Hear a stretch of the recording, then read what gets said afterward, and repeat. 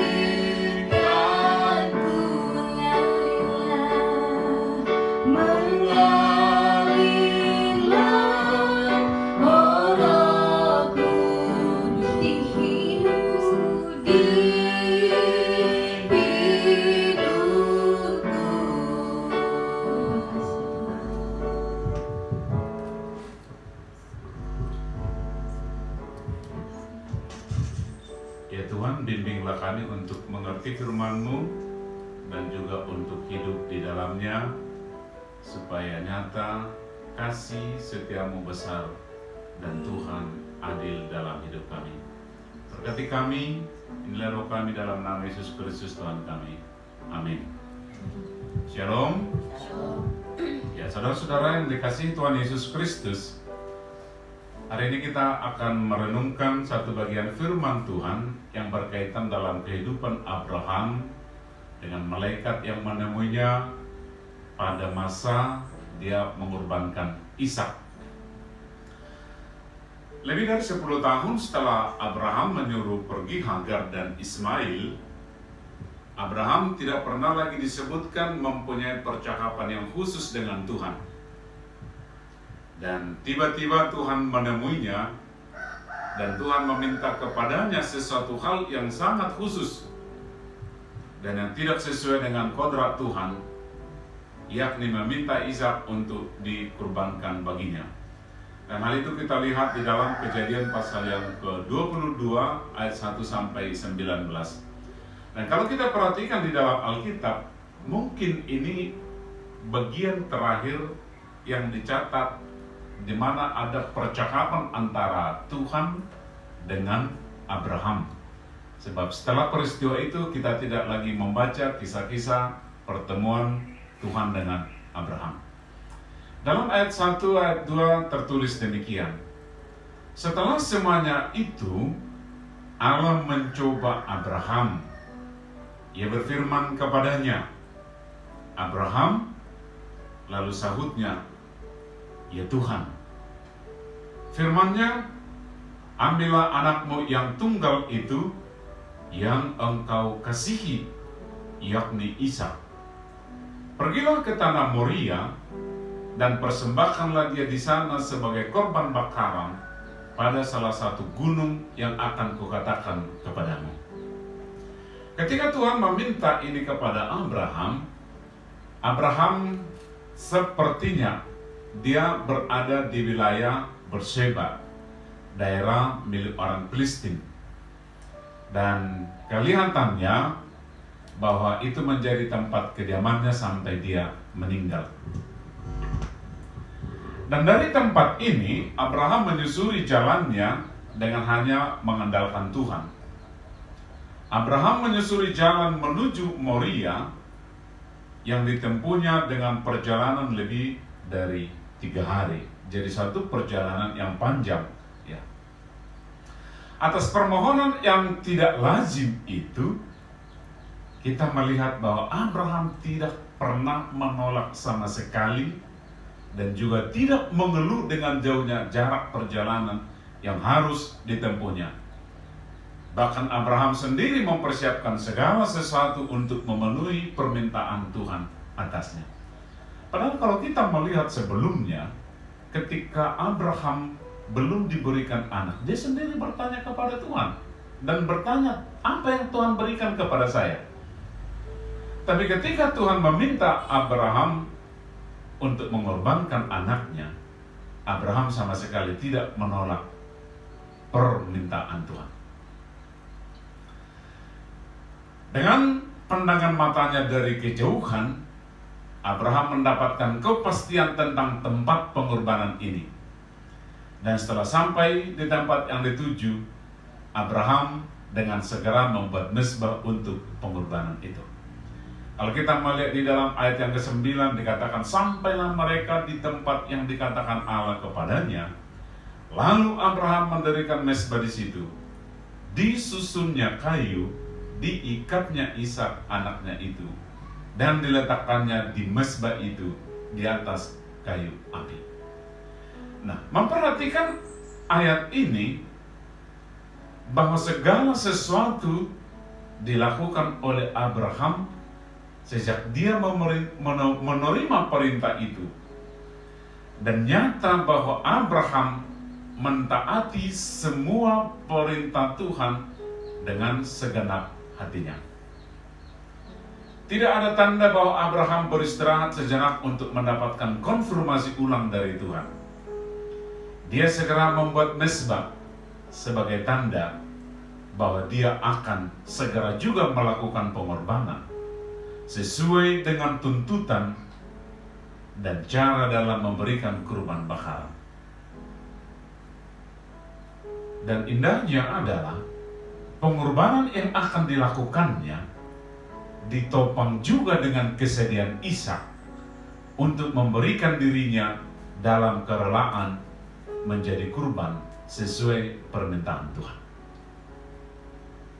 Ishak pernah menanyakan kurban, dan Abraham berkata, Tuhan menyediakan. Dan ketika Ishak yang dikorbankan, Ishak sama sekali tidak pernah mengadakan perlawanan.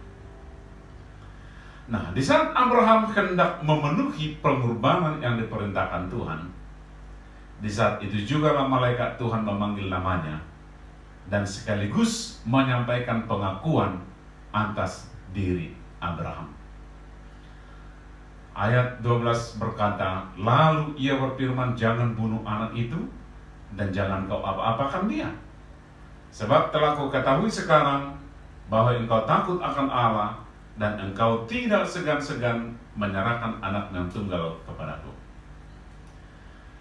Nah, tindakan Abraham dengan ketaatan untuk mengorbankan Ishak dijelaskan ribuan tahun berikutnya oleh penulis Ibrani bahwa Abraham melakukannya karena dia tahu dengan pasti bahwa Tuhan sanggup untuk membangkitkan seseorang dari kematian. Maka penulis Ibrani berkata, karena iman, maka Abraham tatkala ia dicobai mempersembahkan Ishak, itu langsung titik. Ia yang telah menerima janji itu rela mempersembahkan anaknya yang tunggal, walaupun kepadanya telah dikatakan, keturunan yang berasal dari Ishaklah yang akan disebut keturunanmu. Lalu penulis Ibrani berkata begini, karena ia berpikir bahwa Allah berkuasa membangkitkan orang-orang sekalipun dari antara orang mati, dan dari sana ia seakan-akan telah menerimanya kembali. Ibrani 11 ayat 17 dan sampai 19. Kata ia berpikir menunjukkan bahwa Abraham memiliki pemahaman yang benar akan Tuhan dan kuasa yang ada padanya. Jadi Abraham melakukan tindakan iman atas cara berpikir yang benar. Dan itu penting, bahwa apa yang dilakukan oleh Abraham adalah karena dia memiliki pemahaman akan Tuhan secara benar. Dengan memperhatikan tindakan Abraham dan juga pernyataan yang diberikan oleh malaikat atas hal yang dilakukan oleh Abraham, ada beberapa poin penting yang patut menjadi pembelajaran yang sangat berharga bagi setiap orang yang mendengarkan permintaan Tuhan. Yang pertama yang kita belajar adalah menemukan akses untuk menemui hati Tuhan atau untuk menemukan hati Tuhan. Tidak ada sesuatu apapun yang menghalangi Tuhan untuk mengenal manusia. Namun manusia memiliki penghalang besar untuk mengenal Tuhan, yakni dosa. Dosa yang dimaksud bukanlah sebatas pelanggaran yang dilakukan manusia atas hukum dan keadilan Tuhan, tetapi adalah kemampuan manusia itu untuk dapat mengenal Tuhan dengan benar. Paulus memang menuliskan bahwa di dalam nurani manusia masih ada tetap keinginan dan kemauan untuk mengenal Tuhan, tetapi itu pun bisa menjadi salah, sebagaimana dituliskan dalam kitab Roma, karena kadang-kala keinginan manusia untuk mengenal Tuhan malah jatuhnya kepada penyembahan ilah-ilah, membuat Allah lain. Nah, Abraham telah beberapa kali mengalami pertemuan dengan Tuhan, dan tentulah hal ini menjadi modal baginya untuk mengenal Tuhan. Dan dalam perjalanan kehidupannya, sejak dia mentaati panggilannya dan sampai dia hendak mempersembahkan Ishak sebagai korban bakaran baginya, masa waktu pengenalannya telah berjalan kurang lebih 50 tahunan. Abraham tentulah mengetahui bahwa perintah yang Tuhan berikan kepadanya adalah sesuatu yang sangat bertentangan dengan keberadaan Tuhan. Sebab Tuhan sendiri sangat membenci tindakan pengorbanan manusia. Nah, jika demikian halnya, mengapa Abraham dengan kerelaan yang sepenuhnya dan dengan ketulusan yang setulus-tulusnya bersedia melakukan semua hal ini dengan tanpa ada sedikit pun sanggahan? Seperti kata penulis Ibrani, ia berpikir. Dalam pemahaman Abraham tentang Tuhan dan atas perintah untuk mengorbankan Ishak, hal yang ada dalam pemahamannya ialah Tuhan itu Maha Kuasa. Itu yang ada di dalam pikirannya. Dia tahu apa yang diminta Tuhan itu bertentangan dengan kodrat Tuhan. Tetapi ketika dia bersedia melakukannya, karena dia tahu Tuhan itu Maha Kuasa. Jadi fokusnya adalah kemahakuasaan Tuhan. Demikian juga dengan Ishak. Tentang diri Ishak dan tentang kegenapan janji Tuhan atas Ishak, Abraham telah beberapa kali menyampaikan isi hatinya kepada Tuhan. Dan Tuhan selalu memberikan pengharapan baginya dengan jaminan, bahkan dengan sumpah. Abraham telah melihat kegenapan sumpah atas lahirnya Ishak, dan juga Abraham telah diteguhkan bahwa dia akan berketurunan dari Ishak. Dan dalam perjalanan kehidupannya dengan segala peristiwa yang menyertainya, Abraham menemukan bahwa mentaati perintahnya adalah jalan untuk menemukan hati Tuhan. Abraham pun tentulah mengajari Ishak akan Tuhan. Dan tentulah Ishak percaya akan perkataan ayahnya, sebab dia sendiri melihat fakta akan kebenaran itu di dalam dirinya. Ibu yang mengandungnya telah sangat tua, demikian juga dengan ayahnya. Jadi seperti perkataan Yohanes, bahwa perintah-perintah Tuhan itu tidak berat apabila dilakukan dengan iman. Itu dalam 1 Yohanes 5 ayat 3 dan 4. Abraham menemukan akses itu, dan olehnya dia dengan kerelaan bersedia mengorbankan Ishak untuk memenuhi perintah Tuhan. Pengetahuan dan imannya menyatu dan menuntunnya untuk menemukan jalan menuju hati Tuhan. Itu hal yang pertama. Dan yang kedua yang kita lihat adalah pengakuan Tuhan atas manusia yang berdosa. Secara jujur Tuhan menyatakan bahwa Dia menyesal menciptakan manusia karena manusia itu telah membuat hatinya pilu. Itu dalam Kejadian pasal 6 ayat 5-6.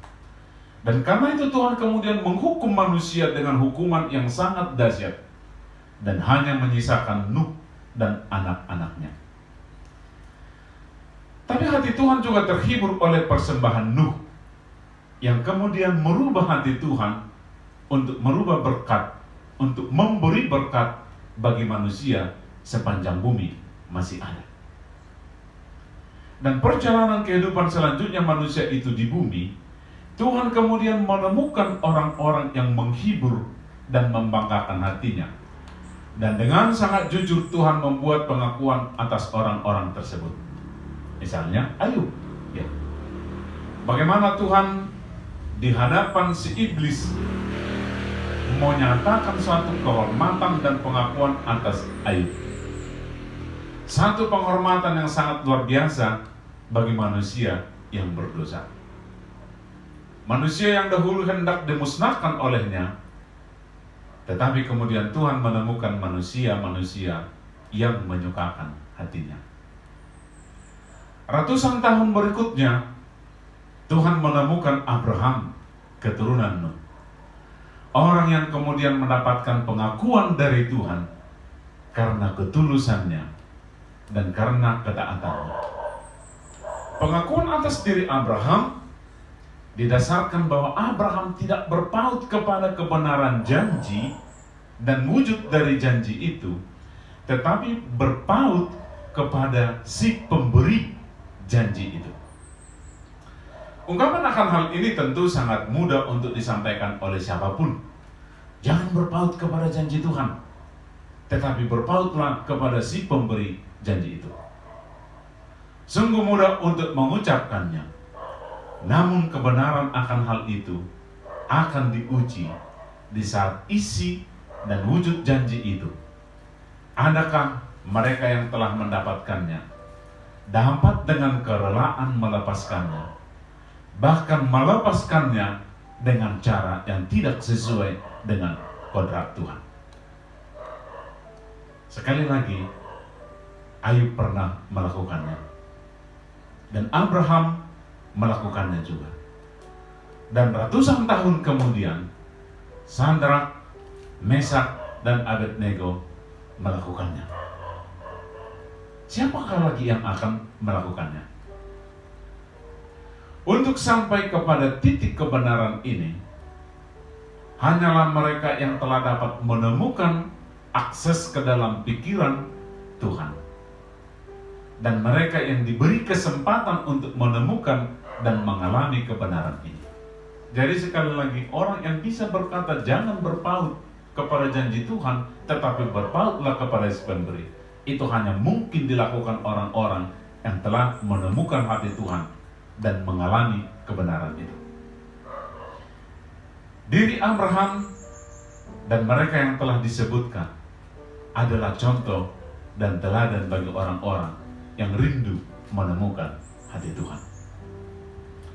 Yesus sangat mengasihi murid-muridnya, dan mereka dijagainya dengan doa. Namun Yesus juga memberi perintah kepada mereka agar pengakuan atas diri mereka dan atas diri Yesus guru mereka, dengan memberi perintah yang jelas, mengasihi dan rela memberikan nyawanya bagi sesamanya. Ishak sangat mengasihi ayahnya dan sangat menghormati Tuhan. Maka Ishak dengan rela memberikan nyawanya. Bahkan atas kesediaannya memberikan nyawanya untuk dikurbankan, sebutan Ishak atas Tuhan adalah yang disegani. Itu dalam Kejadian 31 ayat 42 dan 53. Ada pengakuan yang nyata dari manusia terhadap Tuhan, dan sebaliknya ada pengakuan yang nyata dari Tuhan kepada manusia itu, dan pengakuan itu juga dihormati oleh Tuhan. Tuhan tidak akan pernah lagi memerintahkan siapapun untuk mengorbankan anaknya untuk tujuan apapun.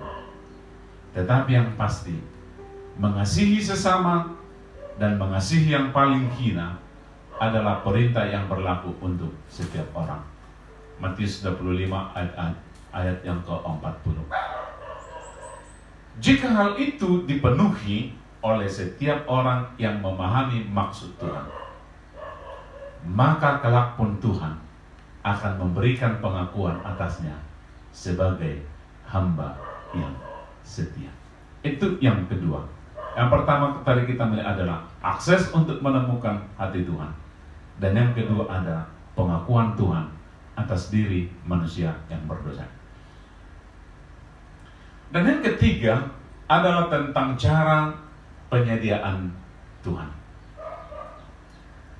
Tuhan memerintahkan Abraham untuk melakukan pengorbanan, dan pengorbanan itu terlaksana dengan cara penyediaan yang dilakukan oleh Tuhan. Abraham tetap melakukan pengorbanan, ya. Tetapi pengorbanan itu kemudian terlaksana adalah dengan cara penyediaan yang dilakukan oleh Tuhan. Tuhan menyediakannya dengan cara Tuhan, sehingga Abraham menamai tempat itu dengan nama yang khusus. Pemberian nama pada atau bagi suatu tempat ditemukan di dalam Alkitab, dan hal itu umumnya dilakukan oleh mereka yang terhisap dalam garis orang-orang yang masuk dalam rencana besar Tuhan. Pemberian nama itu tidaklah sekedar memberi nama, namun tindakan itu ada dalam garis pernyataan iman, pernyataan kehidupan, dan pernyataan hubungan dengan Tuhan. Jadi sekali lagi, ketika kita menemukan orang-orang di dalam Alkitab yang memberikan nama entah suatu tempat atau suatu pertemuan, karena di dalamnya itu ada pernyataan iman, ada pernyataan kehidupan, dan ada pernyataan hubungan dengan Tuhan. Abraham menamai gunung di Moria, Tuhan menyediakan. Dan di kemudian hari, orang-orang menyebutnya di atas gunung Tuhan akan disediakan. Pengalaman Abraham menjadi satu pengakuan bagi banyak orang akan sifat Tuhan, yakni Tuhan yang menyediakan.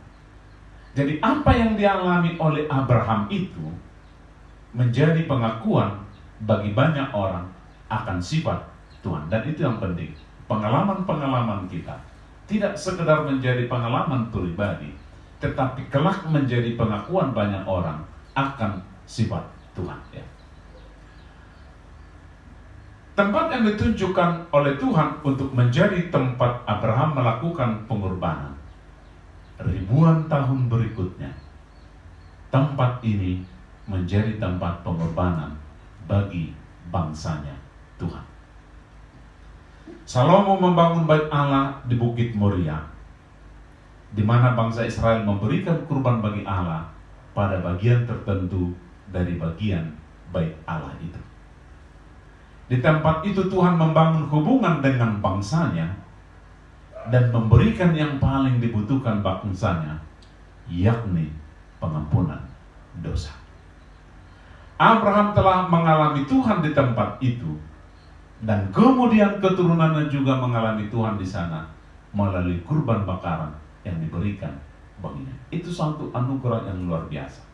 Abraham mengalami Tuhan, dan kemudian anak keturunannya mengalami Tuhan di tempat itu. Tuhan adalah perencana yang agung.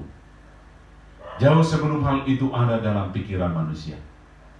Tuhan telah menandainya sebelumnya, ditandai di dalam dan melalui orang-orang pilihannya.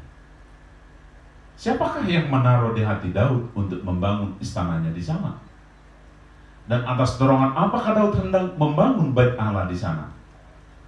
Dengan kekuatan siapakah Salomo membangun bait Allah yang sangat megah itu? Sebagaimana Paulus menuliskan kebenaran, apa yang tidak pernah dilihat oleh mata, dan tidak pernah didengar oleh telinga, dan tidak pernah timbul dalam hati manusia, semua yang disediakan Allah untuk mereka yang mengasihi Dia. 1 Korintus 2 ayat yang ke-9. Tuhan memerintahkan Abraham untuk melaksanakan pengorbanan. Dan ketika Ishak menanyakan kurban untuk pengorbanan itu, Abraham menjawab, Allah yang akan menyediakannya. Tuhanlah yang menyediakan segala sesuatu dan disediakan dengan caranya. Namun ada kalanya Tuhan meminta lebih dahulu. Tetapi di balik semua permintaan itu adalah Tuhan akan memberi. Ingatlah percakapan Yesus dengan perempuan Samaria ketika bertemu di sumur itu.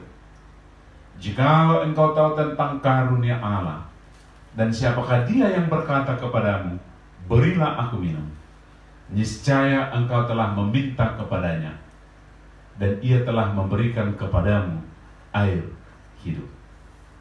Perempuan Samaria itu menemukan hidup di sana, dan teman-teman sekampungnya pun kemudian menemukan hidup di sana. Tuhan meminta karena Dia akan menyediakan. Cara penyediaan Allah tidak terselami. Namun yang pasti, ketika Dia meminta untuk melakukannya, maka ingatlah, itulah cara Dia untuk menyediakannya. Dia telah meminta Abraham untuk melakukan pengorbanan karena Dia hendak menunjukkan pengorbanan yang dibutuhkan manusia.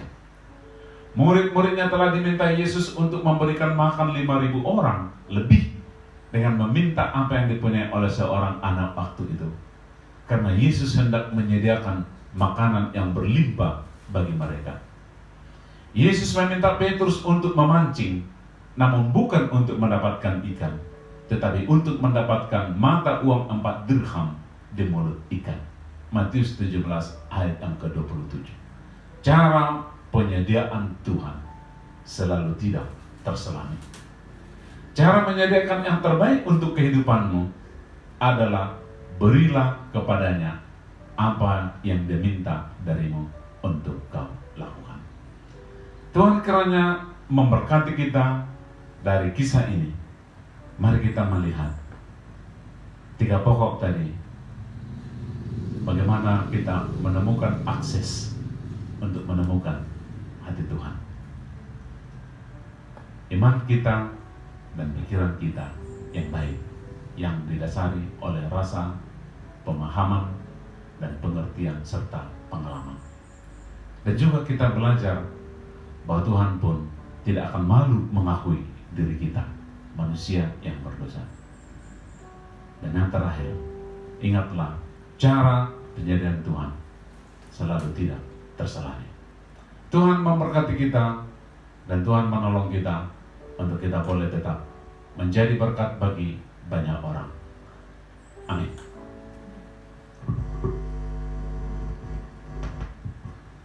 Mari kita berdoa. Biarlah kiranya ya Tuhan, kebenaran firman ini tinggal di dalam hidup kami, sehingga seperti Abraham, tidak sedetik pun kami meragukan apa yang Tuhan minta, walaupun kadang-kala tidak sesuai dengan apa yang kami pikirkan. Tetapi biarlah kami menjadi orang-orang yang taat di dalam hidup ini, karena kami tahu segala sesuatu yang difirmankan Tuhan adalah ya dan amin. Dan di balik segala permintaan Tuhan, bahwa Tuhan sedang menyediakan sesuatu yang luar biasa bagi kami. Biarlah kiranya hidup kami menjadi berkat bagi banyak orang, dan bahkan pengalaman kami dengan Tuhan membawa banyak orang juga untuk mengalami Tuhan. Dimuliakanlah Engkau ya Bapa, di dalam nama Yesus Kristus Tuhan kami. Amin. Puji Tuhan, seberapa banyak kita diberkati oleh firman Tuhan. Kita naikkan pujian ini sekali lagi, sembah dan puji kehebatan.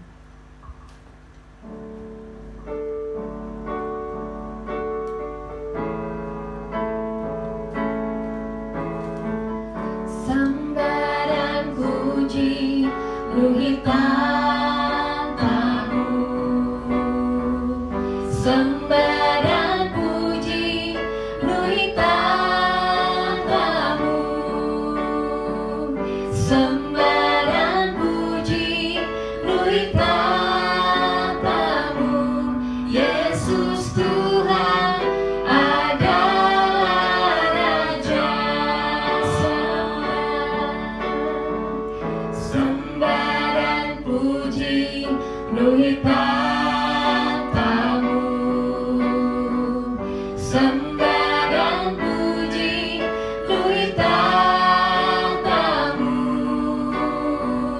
Sembah dan puji penuhi tatamu. Yesus Tuhan adalah Raja. Yesus Tuhan adalah Raja. Yesus Tuhan